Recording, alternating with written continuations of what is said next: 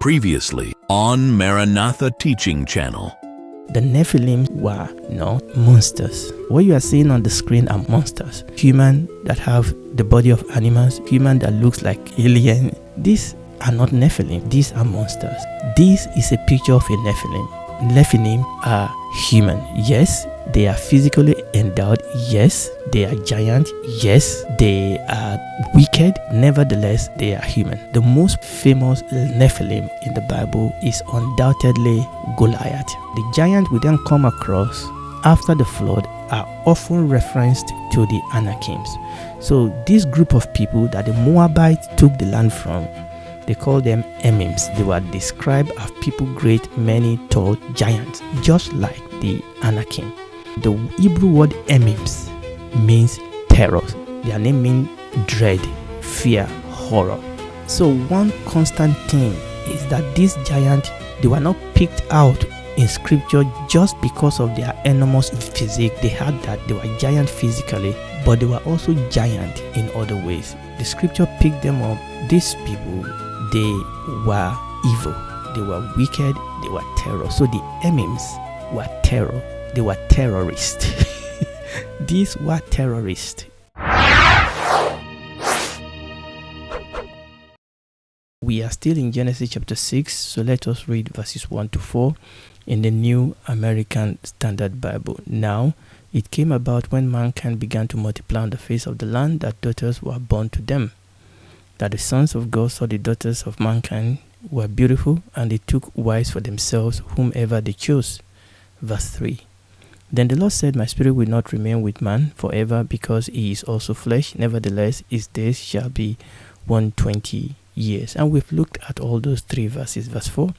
Then the Nephilim were on the earth in those days, and also afterward, when the sons of God came in to the daughters of mankind, and they bore children to them. Those were the mighty men who were of old, men of renown. And even that verse 4, we have done a lot. We have looked at that verse 4 a lot. But last episode, we returned back to that verse 4 and we started looking at it again, because there are still some point, there are still some fact that we need to explore with respect to the Nephilim. When you read the scripture, we are not using any other materials here. Now, there's nothing wrong in using other materials, but when we use the Bible as our primary source, everything we know and we have studied so far about the Nephilim shows that they are human. Nephilim are human. And last episode, as we were going through from Moses all the way to David, we stopped when we came to Goliath. And we said Goliath is the most famous Nephilim. He's the celebrity among the Nephilim. Goliath, we said, is the prototype of the Nephilim. You know, it doesn't usually strike us the fact that Goliath was actually a Nephilim. It's a prototype. He was tall, he was powerful, he was terrible, he was vengeful, he was evil. He hated and opposed the people of God, Israel. But Goliath was not a monster. Goliath was not a half-breed. Goliath was not an alien. Goliath was human. A giant of a woman, yes. An evil and wicked of a human, yes. But nevertheless, a human. He was not an hybrid creature, nor was he an animal man. He was not a demigod, part human, part divine, like we read in the myth of gods and goddesses of the Greek and the Roman. No, Goliath was human. So let us look briefly at Goliath today.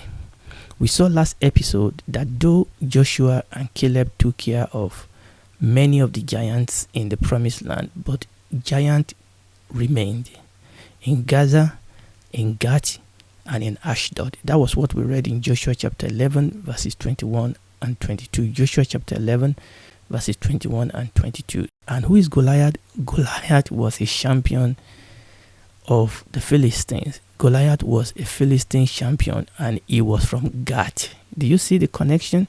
We read the story of Goliath and his defeat by David in 1 Samuel chapter 17 verses 1 to 7 in the New Living Translation. The Philistines now mustered their army for battle and camped between Soko in Judah and Azekah at Ephes Damim.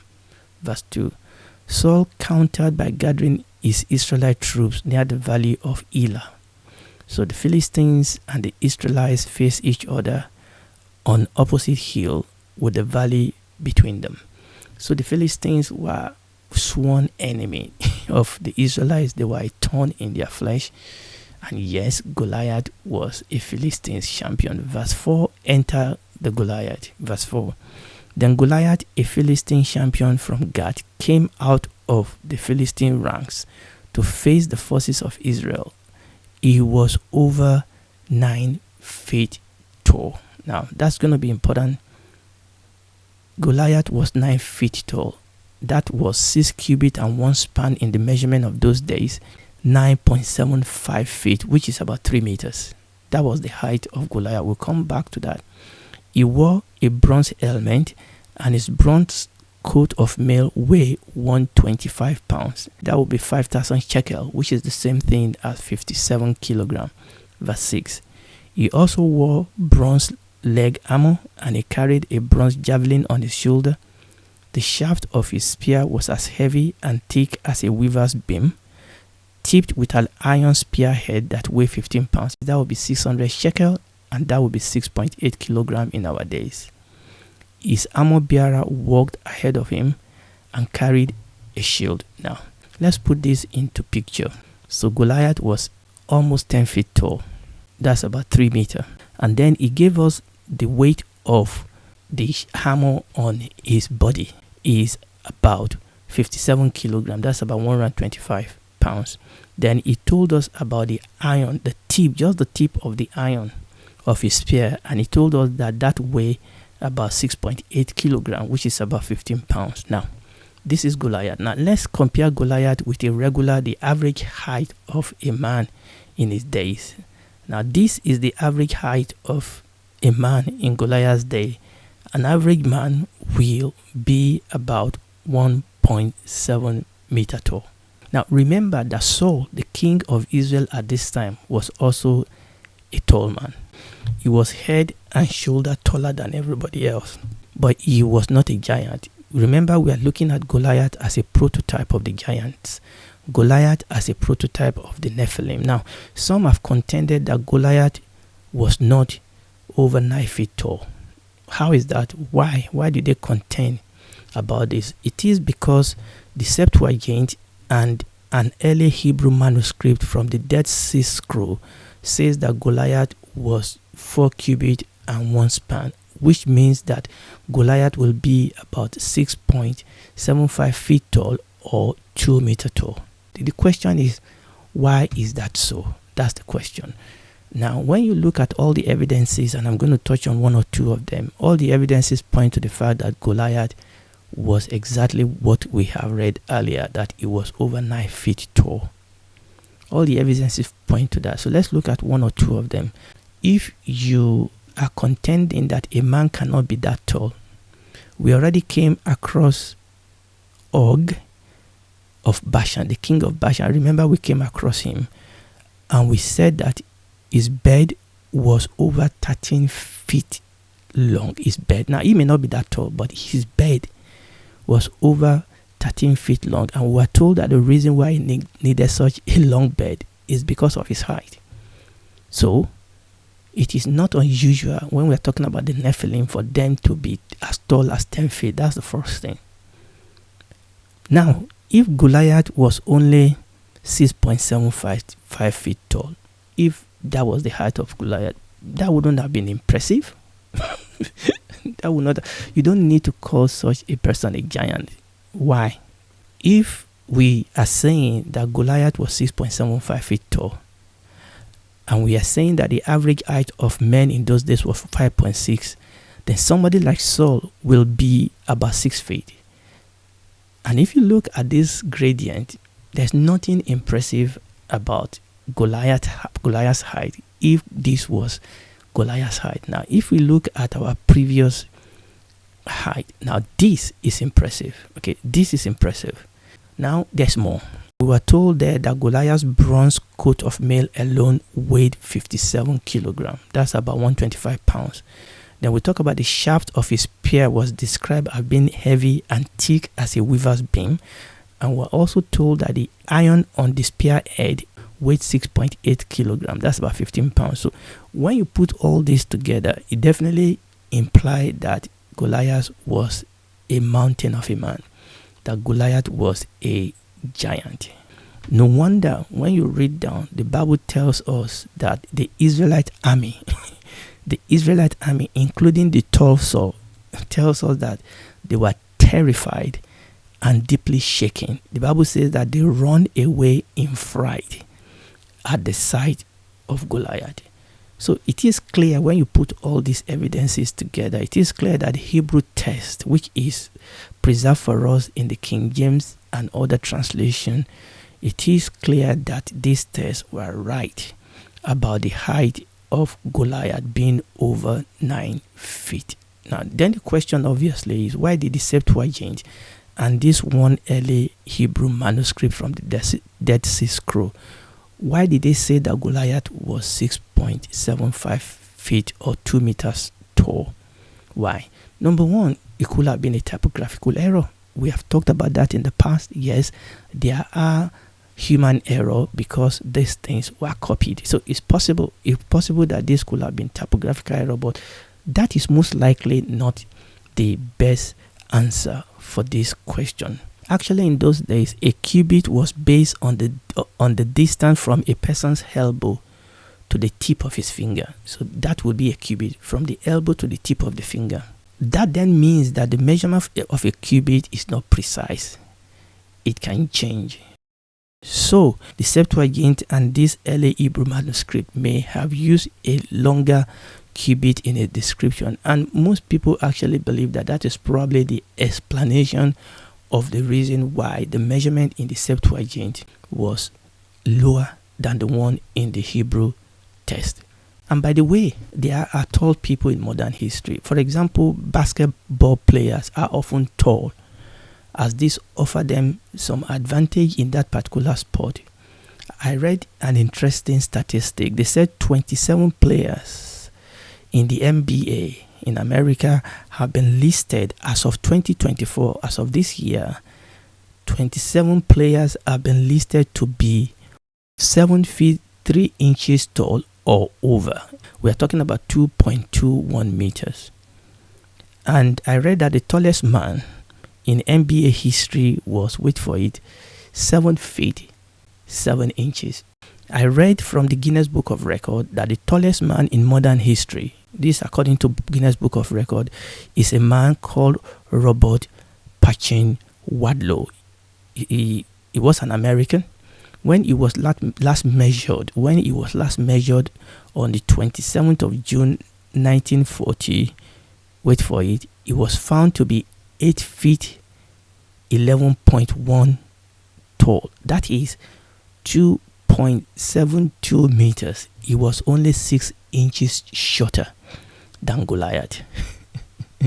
So we've had people that are tall, even in modern time. However, there's a big difference between these modern people that we are talking about, particularly this gentleman called Robert Pachin Wadlow.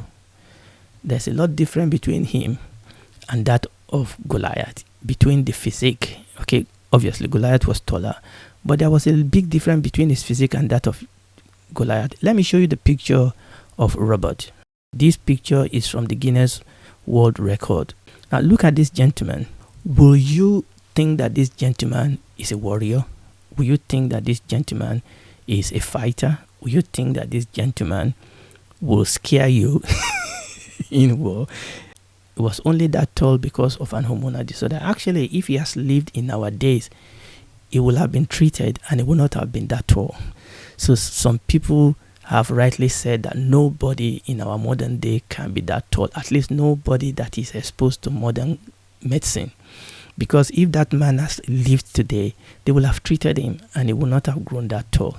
And we have other people also that have grown that tall because of genetic malformation. I remember a couple of years ago, I was listening to a gentleman that was trying to contend that Goliath had an hormonal disorder or a genetic disorder. I watched that man saying those things and I just shook my head. It's just because the man doesn't know the difference between somebody who is constitutionally a giant and somebody who grows tall because of hormonal disorder and because of genetic malformation. A tall person, quite a number of people that have genetic malformation, not all of them, quite a number of people that have genetic malformation that grow as tall as the gentleman we talk about, this Robert, yes, that's his name. Many of them have a lot of medical issues. In fact, that man actually died because of medical complication. He wore braces. Okay, many of them that are that tall. In fact, the tallest man in NBA, one of the things that caught his career short was because he was prone to accident. So these people are tall. Number one, they are not as tall as Goliath, as the Nephilim. Number two, they are not warrior like Goliath. So the modern tall men, they are not Nephilim in the sense of their height. Nephilim are not just because of their height. It's also because of their disposition. Their height is associated not with playing basketball, okay? Their height is associated not with making money. Their height is associated with wickedness and evil and the fact that they stand in opposition to God and in opposition to His purpose. And that is the reason why this is important for us to understand. Back to Goliath. My point is that Goliath was human. Yes, he was very tall. Yes, he was very strong. But he was human. He was not a demigod. He was not an hybrid man. He was not a human animal, human demon, part human, part, He was human. And is an example of biblical Nephilim. I call them great warrior giants. Great, evil, wicked warrior giant. Now, there are others like Goliath in his days. In 2 Samuel, in 2 Samuel chapter 21, verses 15 to 22, I'm not going to read it, but just note it down. 2 Samuel chapter 21, verses 15 to 22, we come across a couple of Philistine giant warrior called sons of the giant. Sons of the giant. We came across a couple of them. So it was not only Goliath. One of them was specifically called the brother of Goliath, the Gathite, the staff of whose spear was like a weaver's beam. And one of these giants was killed by the brother of David. Now this passage that I gave you, 2 Samuel chapter 21, verses 15 to 22, this passage was summarized in verse 22. It says, these four, because in that passage he spoke about 4 giants. These 4 were born to the giant in Gath and fell by the hand of David and by the hand of his servant. Finally, during the roll call of the chief of the mighty men of David in 1 Chronicles chapter 11 from verse 22, we come across a man, one of the warrior strongmen of David. We came across a man called Benaiah the son of Jehoiada. And the Bible listed among his valiant acts, the Bible listed this in verse 23. That is 1 Chronicles chapter 11 verse 23. The Bible says, Benaiah the son of Jehoiada, he slew an Egyptian, a man of great stature, 5 cubits high, and in the Egyptian hand was a spear like a weaver's band, and he went down to him with his staff and plucked the spear out of the Egyptian hand and slew him with his own spear. This guy, the Bible says here that this guy was 5 cubits high. 5 cubits high.